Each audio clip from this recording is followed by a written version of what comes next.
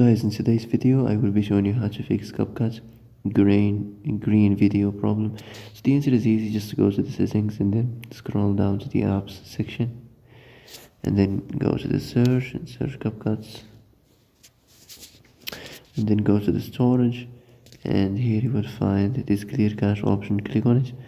Now you can go check it if it worked, and if it didn't you can try to restart your phone or turn the Wi-Fi off and on, or the Bluetooth or the airplane mode. Also you can try to clear data, but be careful. If you clear data, all this application's data will be deleted. This includes all files, the settings, the accounts, the databases, etc. So be careful if you want to clear your data. And that's it for today's video. I hope this is the answer you've been looking for.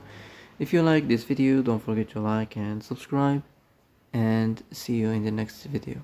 Thanks for watching.